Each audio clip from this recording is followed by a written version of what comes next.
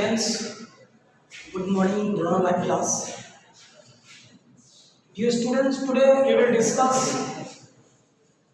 a different topics, that is figure of speech.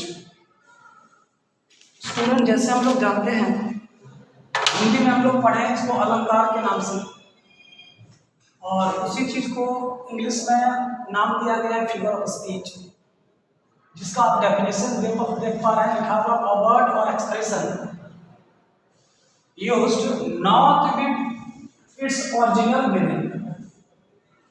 Hindi में भी जब हम पढ़ते हैं बहुत सारी ऐसी चीज़ें होती है जो सेंटेंस कहता कुछ और है लेकिन मीनिंग उसका कुछ और निकलता है।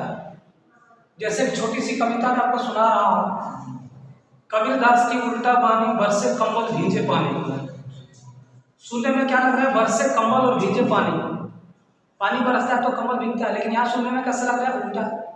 बट है ये सही, कमल का मतलब हाथ होता है और पानी का मतलब हाथ होता है। जब लोग विपरीत परिस्थितियों में होती है, जब वह होता है उसके हाथ भीग जाते हैं, ये कहना चाह रहे हैं। तो फिगर ऑफ स्पीच भी वही चीज़ है इंग्लिश में, जो कोई खास करके पोएम में, ठीक है, कहने का जो तरीका होता है पोएट्री का, वो कुछ अलग वर्ड का यूज करते हुए उस चीज़ को कहना चाहते हैं। इसलिए हम लोग को खास करके पोएट्री डिवाइस को जानने के लिए पोएम में जो कुछ वर्ड्स या लाइन यूज किया गया होता है उसका मीनिंग को जानने के लिए इस चैप्टर को पढ़ना बहुत जरूरी है। स्टूडेंट, सबसे इम्पोर्टेंट चैप्टर, सबसे इम्पोर्टेंट पार्ट जो है फिगर ऑफ स्पीच का, जिसके बारे में चर्चा करना चाह रहे हैं, मेटाफोर।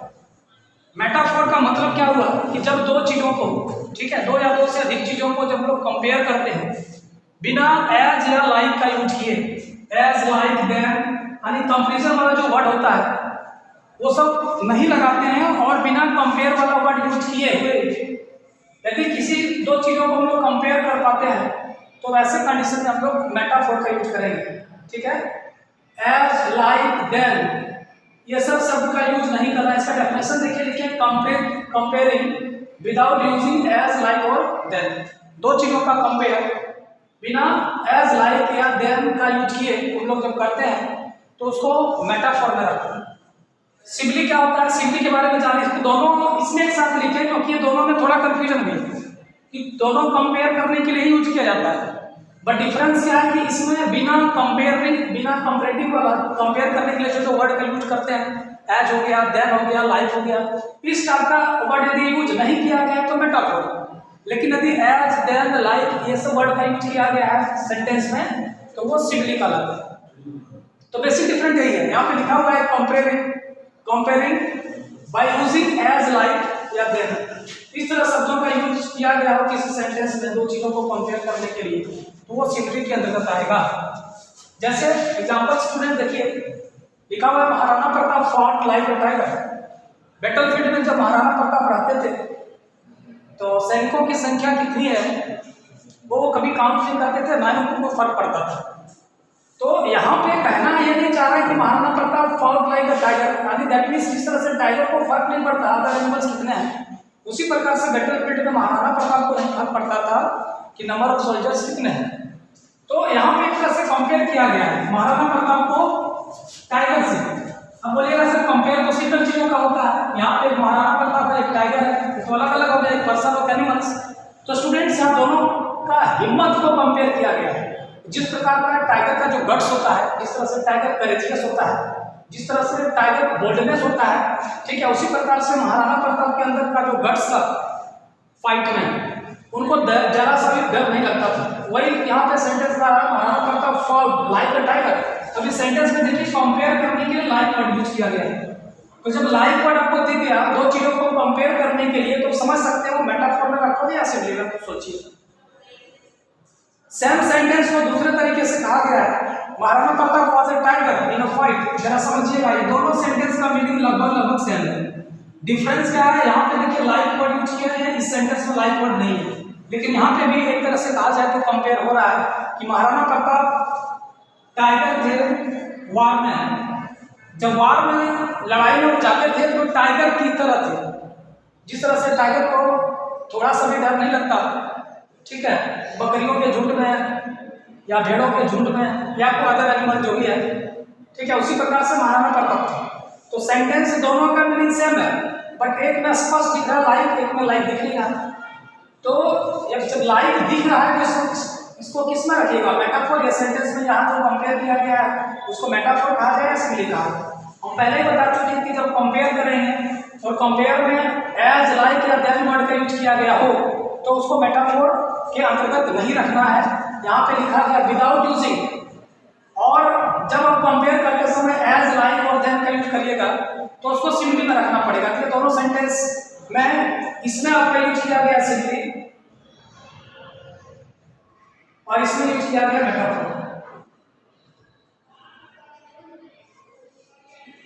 तो सारे स्टूडेंट्स आप सिमिली और मेटाफोर को समझ पा रहे होंगे। एक बार फिर से ट्राई करते हैं, और एग्जांपल देखते हैं। He is as brave as lion, वह उतने ही बहादुर है जितना, he is as brave as a lion, वह उतने ही बहादुर है जितना लायन। अब जरा समझिए, एक तरफ पर्सन है, एक तरफ लायन है, ये दोनों के बीच कंपेयर हो रहा है और हम एज वर्ड का यूज किए हैं। तो यहाँ पर देख पा रहे हैं कि जब एज वर्ड आ जाए किसी सेंटेंस को कंपेयर करने के लिए तो आप किसमें रखोगे, सिमिली या मेटाफोर। तो इसमें थोड़ा सा भी कंफ्यूजन वाली बात नहीं है, एज दिख गया तो वो सिमिली में ही आएगा।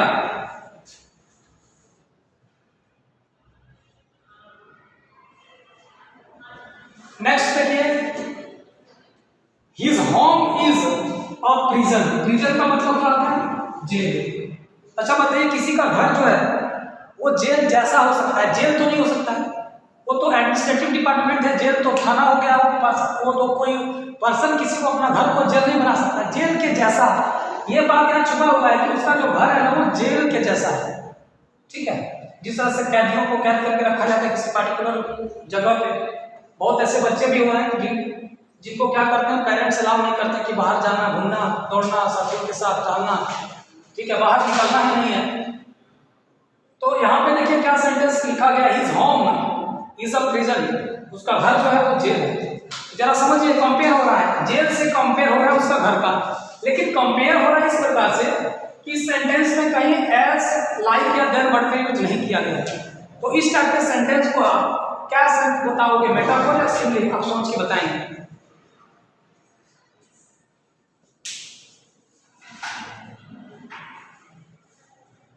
चलिए स्टूडेंट्स, आप लोग का जवाब सही है, मेटाफोर ही होगा।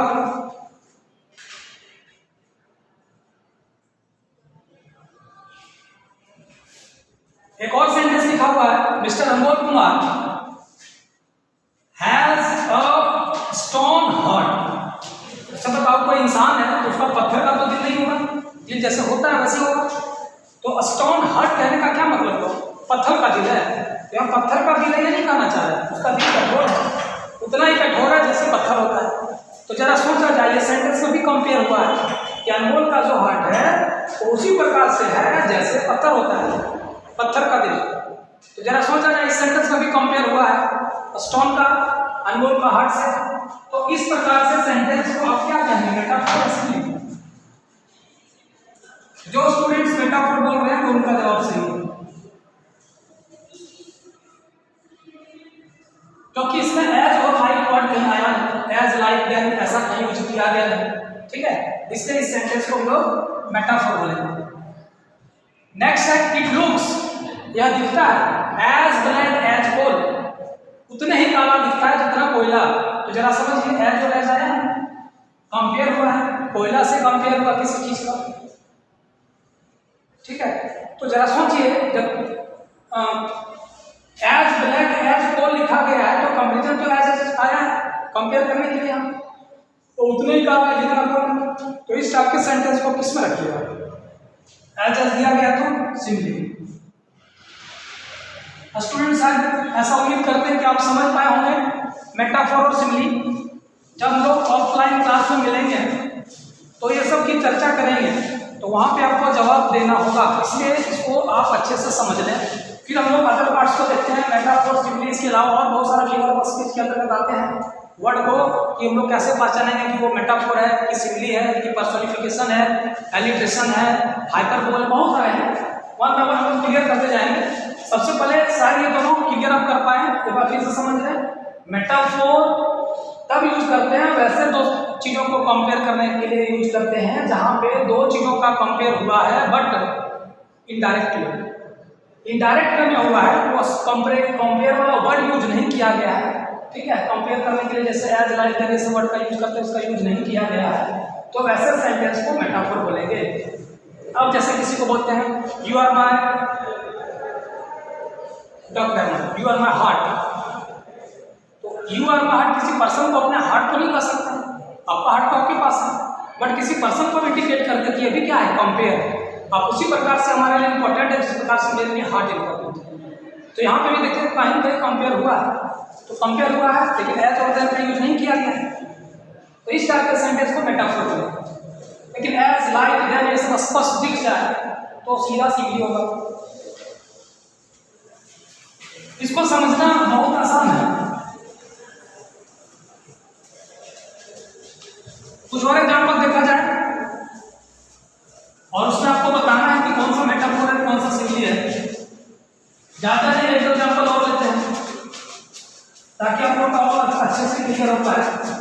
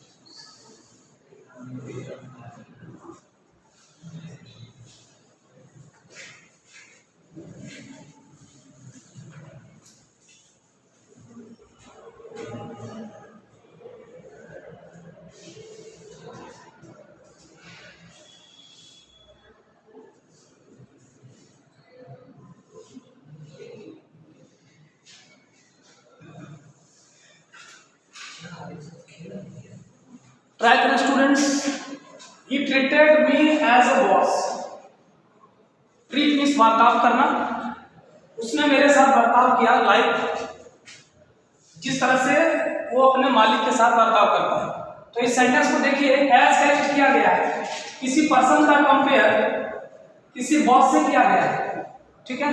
उसका बॉस है नहीं लेकिन बॉस के जैसा, तो यहाँ पे कंपेयर हुआ है एज का यूज किया गया है। तो कंपेयर हुआ है एज का यूज किया गया है, तो समझ सकते हैं सिमिली होगा या मेटाफोर। ये जवाब आपको देना है, इसका आंसर मैं नहीं बता सकता। दूसरा सेंटेंस देखिए, ही रिगार्डेड मी, उसने मुझे सम्मान दिया, रिगार्ड किया, कैसे, लाइक व्हाट, व्हाट की तरह, एज अ गॉड। यहाँ पे लाइक यूज करोगे तो गलत हो जाएगा क्योंकि ट्रीट और रिगार्ड अपने साथ एज लेता है, लाइक नहीं, ठीक है। तो इस सेंटेंस में भी देखिए कंपेयर हुआ है कि किसी पर्सन का कंपेयर किसी गॉड की तरह हुआ। ही ट्रीटेड मी, उसने, ही रिगार्डेड मी, उसने मुझे रिगार्ड किया कैसे, गॉड की तरह। तो यहाँ पे भी कंपेयर हुआ है किसी पर्सन का गॉड से, तो एज का यूज किया गया कंपेयर करने के लिए। तो कंपेयर करने के लिए जब एज का यूज किया गया तो सिमिली लेंगे या मेटाफोर, ये दोनों ऑप्शन आपके पास है, दोनों में से कोई होगा। My students told me, sorry गलत हो गया, यहाँ सेम को लिखना पड़ेगा।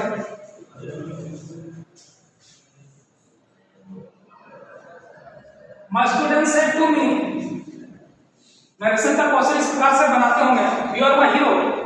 तो स्टूडेंट्स के लिए कोई टीचर तो हीरो होता नहीं है, टीचर होता है, लेकिन क्या पोस्ट दे रहे हैं हीरो का, यू आर माय हीरो। बहुत बच्चे भी अपने पापा को बोलते हैं my father is my best hero. तो जरा सोचिए, कहीं कहीं कंपेयर हो रहा है यहाँ पे, लेकिन कंपेयर वाला वर्ड यूज नहीं किया गया है, एज या देन या लाइक। तो इस टाइप के सेंटेंस को क्या बोलेंगे जहाँ पे कंपेयर करने के लिए एज या लाइक का यूज नहीं किया गया हो। आपके पास बस दो ही ऑप्शन है, मेटाफोर और सिमिली।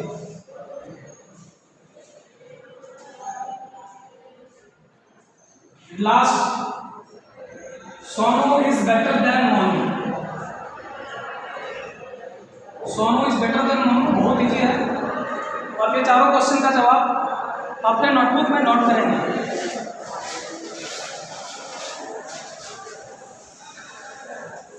नेक्स्ट टाइप में लोग एंट्री करते हैं पर्सोनिफिकेशन स्टूडेंट्स। पर्सोनिफिकेशन बहुत ही इंपॉर्टेंट वर्ड है, जिसका मतलब होता है मानवीकरण, ह्यूमैनिटी जिसको हम बोलते हैं। दैट मीन्स ये जो वर्ड है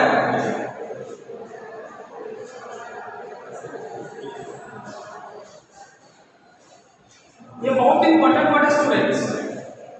पर्सोनिफिकेशन का मतलब क्या होता है? पर्सोनिफिकेशन दैट मीन्स जब कोई नॉन लिविंग थिंग या एनिमल, ठीक है, का यूज किसी पर्सन को इंडिकेट करने के लिए, ह्यूमन बीइंग की तरह इंडिकेट, ह्यूमन बीइंग के प्लेस पे इंडिकेट करने, उनके जगह पे जिस प्रकार से नाउन के बदले में जो शब्द आता है उसे प्रोनाउन करते हैं, उसी प्रकार से पर्सोनिफिकेशन का यूज किसी पर्सन या एनिमल्स का यूज किसी ह्यूमन को इंडिकेट करने के लिए किया जाए तो ऐसी स्थिति में, ठीक है, या एक तरह से कहिए जब नॉन लिविंग थिंग का यूज किसी लिविंग थिंग को रिप्रेजेंट करने के लिए किया जाए तो ऐसे कंडीशन में हम लोग उसको पर्सोनिफिकेशन के अंदर रखेंगे।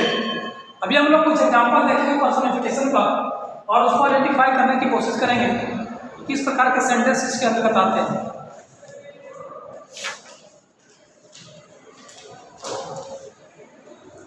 पहला सेंटेंस देखिए students, the fire roars. Roar को साउंड होता है टाइगर का या लायन का गा सकते हैं, ठीक है, बट यहाँ पे लिखा गया द फायर रोर्स। जरा समझ सकते हैं कि यहाँ पे भावना क्या है, यहाँ पे क्या सेंटीमेंट इंडिकेट कर रहे हैं सेंटेंस। दूसरा सेंटेंस, द फॉग हम्स।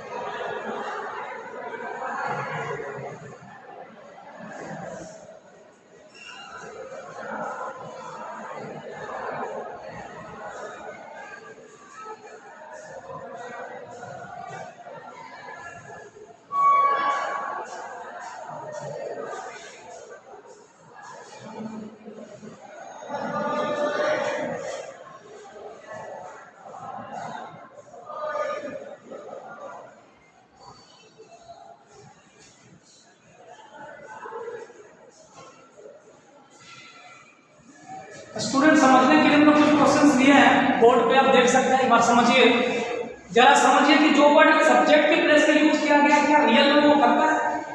यदि मैं पूछूं कि फायर क्या रोल करता है, फॉग क्या हग कर सकता है, हग का मतलब गले लगाना, फॉग क्या गले लगा सकता है, स्टार क्या स्माइल कर सकता है, विंड सिंग्स सॉफ्टली, विंड हवा क्या गाना गा सकता है, स्नो क्या किस कर सकता है, क्या बुक किसी को बुला सकता है कि आप मुझे पढ़ो, ट्री क्या डांस कर सकता है हवा में। इस तरह के सेंटेंस को समझिए, रियल में क्या ये कर सकता है, ये कहीं न कहीं किसी न किसी चीज को इंडिकेट करता है। जैसे मैं बोलूं कि पहले के जमाने के जो कवि थे, जब वो पोएम स्टार्ट करते थे, कोई पोएम मतलब पोएम को गाना जब शुरू करते थे तो सुन करके उनके बातों को पेड़ पौधे झूमने लगते थे। पेड़ पौधे पत्तियां जो है ऑटोमेटिक से होना स्टार्ट हो जाता था, हिलना स्टार्ट हो जाता था, दैट मीन्स नाचना स्टार्ट कर देते थे। तो एक तरह से ये एक्सप्रेशन हो सकता है, रियल में तो ऐसा पॉसिबल नहीं है, ठीक है। जब तक हवा चल रही है तो पेड़ पौधे पत्तियां हिल सकती है, एटमॉस्फेयर शांत है और किसी के गाने या कहने से पेड़ पौधे झूमना स्टार्ट कर दे, ये थोड़ा इमेजिनरी लग रहा है। तो उसी प्रकार से आप देखिए फायर रोर करने का काम तो हम लोग बचपन से सीखते आ रहे हैं कि लायन का टाइगर का होता है, लायन का साउंड है रोज, है ना। तो जरा समझें कि फायर लिखा है रोज, इससे क्या पता चल रहा है, इस टाइप का सेंटेंस में जो आपको पढ़ने के बाद लगे कि नहीं रियल में ऐसा नहीं हो सकता है।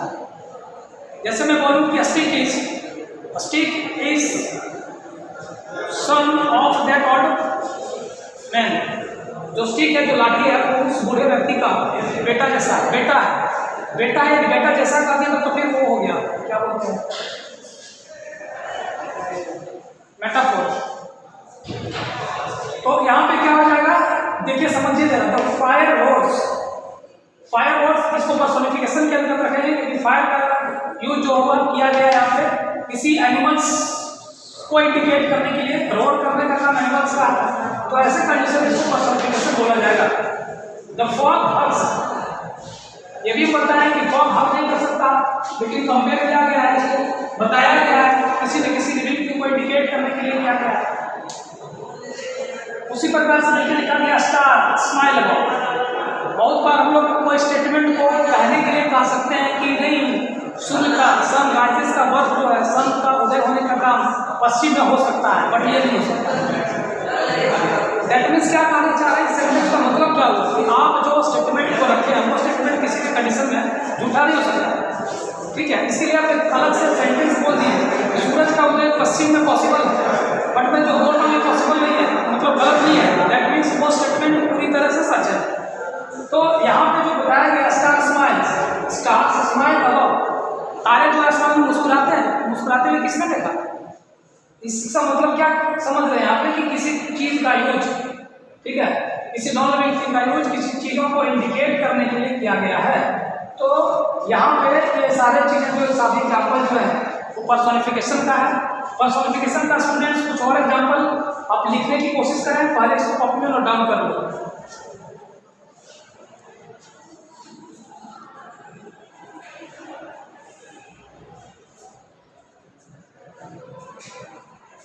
तो स्टूडेंट साइंस को आप समझ पा रहे होंगे, ठीक है। तो इसी टाइप का हम लोग कुछ और एग्जाम्पल्स और टाइप कल हम लोग इस चीज को लगभग कम से कम 10-12 टाइप फिगर ऑफ स्पीच हम लोग पढ़ेंगे। ऐसे हैं बहुत सारे, ठीक है, लेकिन जो मेन इंपॉर्टेंट जो है पर्सोनिफिकेशन हम लोग पढ़े अभी, इससे पहले मेटाफोर और सिमिली देखे थे, और अभी एलिट्रेशन भी काफ़ी इंपॉर्टेंट है, एजोनेंस, कॉन्सोनेंस, हाइपरबोल, ठीक है। और जितने सारे पोएट्री डिवाइस है जो एग्जाम से रिलेटेड है उसको भी हम लोग कल जो है देखेंगे, समझेंगे। लेकिन स्टूडेंट्स जो आप देख पा रहे हैं, समझ पा रहे हैं, उससे रिलेटेड कुछ एग्जाम्पल आप तैयार करें। आपके ग्रामर बुक में भी मैं बता दूं page number 273, page number 270,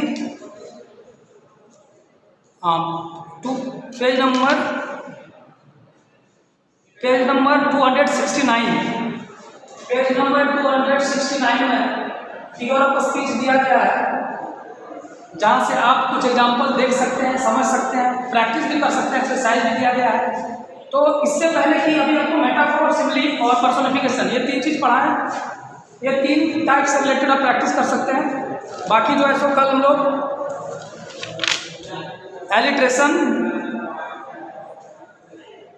assonance, consonance और जो चीज़ें इंपॉर्टेंट है उसकी चर्चा करेंगे। थोड़ा करके हम लोग सीखते रहेंगे और उसके बाद बाकी का एक्सरसाइज जो है सो मिल करके हम लोग बनाएंगे। आज इतने ही।